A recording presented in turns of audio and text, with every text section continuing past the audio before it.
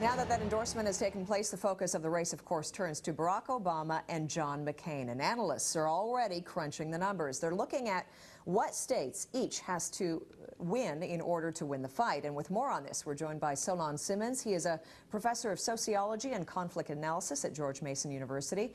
Mr. Simmons, what did you make of the crowd that was there, what Hillary Clinton said? Was it a genuine effort to say to her supporters, look, I thank you, but we need to wholeheartedly support Barack Obama and get behind him? I think it was. She really projected herself into history here. I mean, the things that stood out to me were as Tom said, the yes we can, but also don't go there. You know, she steps in with that kind of a statement in that colloquial way. I think she calms down her supporters. You know, people have been talking about this as stages of grief, and they didn't have long between the bargaining of the last rules session. Depression, we're already at acceptance, and she did a great job.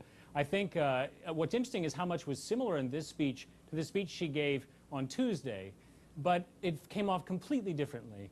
And I think it's going to do a lot of help for the Democratic Party in general. I think she came through and did exactly what she had to do. But let me ask you, to be fair, you know, a lot of people were really looking to this speech for her to really rally and bring her supporters over to Obama. But wasn't a large part of this really, you know, about her thanking her supporters and saying, you know, down the line, we just proved that there can be a female president? Was it fair the way she divided her time the way she did? Well, I think that she has a larger goal. I think that what we learned about her is that she's been more comfortable with the politics of difference, gender politics, than Obama has been from the start, the politics of race. And there's something interesting in that. While we wouldn't want to get into debate between whether gender or racial inequality is more severe, certainly we're more afraid of racial conflict. And I think that's one thing we learned here, is that she's willing to wade in. And one of the ways in which I think she's promoting her goals is by getting people to go to that domestic sphere, that private space, and say, look, stand up, start to change things. And when you saw her, she does look extremely presidential. I think any cynic will agree with that.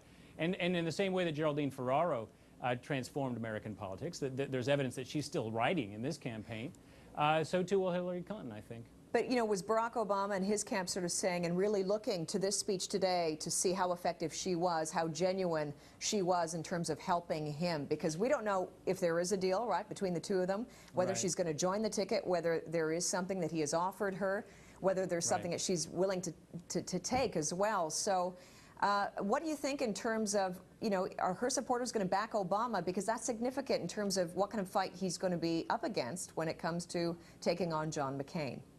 Absolutely, they will. They will support him for the most part. Let me just distinguish between what we might call persuasion and mobilization. In terms of persuasion, the people who are going to vote anyway will vote for Obama. I mean, in particular, you look at, if we're thinking about this in terms of feminists who are very heartbroken by this loss, they're not going to vote for John McCain. There's really little chance of that. Now, what I've been calling the nickel and dime voters, that is working class women, white women in particular, these voters may bail again. We're going to interrupt you. We're going to have more time to chat with you momentarily. Right now, we're going to pause for a short break. We'll be back with more right after this. Stay tuned. Welcome back. Well, Hillary Clinton's presidential campaign is officially over. At a rally at Washington today, Clinton officially conceded the Democratic nomination to rival Barack Obama. In her speech, Clinton encouraged her supporters to get behind Obama's campaign.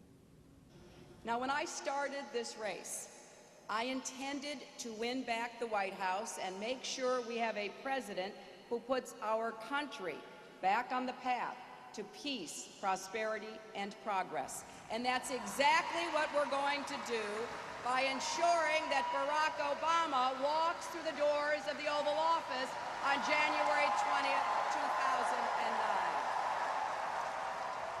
Now, Clinton has reportedly met with Obama to determine her role in November's general election. Many of her supporters want Obama to put her on the ticket, but critics say Clinton comes with too much political baggage and ambition for Obama's liking. Now, of course, the focus of the race turns to Barack Obama and John McCain, and analysts are already crunching the numbers. They're looking at what states each has to win in order to win the fight. With more, we're joined by Solon Simmons. He's a professor of sociology and conflict analysis at George Mason University. Mr. Simmons, thanks for talking to us again. We're trying to fit all this in with the time that we have. Let me ask you, given the kind of divisive race on the Democratic side, how is this going to spill over into the race between Obama and John McCain now? Well, I think one of the things that we reminded in Hillary's speech was how powerful she was on the campaign trail, and in particular how convincing she was to voters in places like Ohio, Pennsylvania, and to some extent Florida, West Virginia. These places were behind her solidly, and it's going to be hard, I think, at least in the short run, for Obama to make up ground there. And he's looking in very tight circumstances with John McCain. So John McCain is benefiting, at least in the short run, from this long campaign that we've been watching for so much time.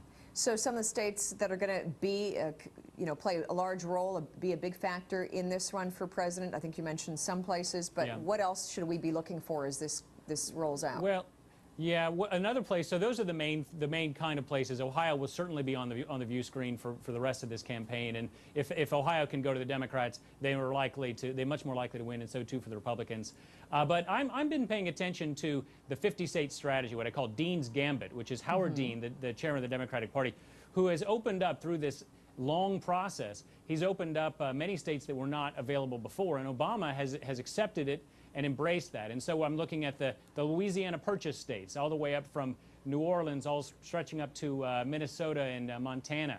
In particular, many of those he won't win, but places like Iowa, where he did win early and where he's credited with his own opportunity to win, will probably be important, and so too Missouri. Okay, so as you're pointing this out, we just want to tell our viewers we're showing a map of what happened during the last election, so you can clearly see the areas that George Bush won there and the others that were not won. Go ahead, right, sorry. So if you're looking at that map and you flip just those small states, not particularly well known, of Iowa and Missouri, the election would have gone to John Kerry. And we'll see that will be important for Obama if he could simply move a few of those states. Now, places like Colorado, New Mexico in the West are going to be important. Different kinds of dynamics are in play in these places, but Obama has been appealing there, and he has the opportunity to compete, and he has money. He's going to take it to John McCain. He's going to take it everywhere. He demonstrated that in where he gave his acceptance speech, or his speech after Tuesday night. That's where we're going to be seeing the Republicans going to meet there for their convention. So we're going to see a campaign all across. It's going to be a new map. Right, and let's talk about what Obama needs to do. He really needs to sell his substance now, doesn't he? He does. Well, he's got, I suppose that's right. I think that there's always substance lurking under. In particular now that we're in the general campaign, there's a lot of substance. I mean, there's substance on war. There's substance on the economy, health care. There's substance on culture. So it's a little easier for him because the voting records of Clinton and Obama were so tight, that's why it became a personality contest. And he did very well in that, but I don't think he's as much as a lightweight as Clinton sometimes led us on to believe.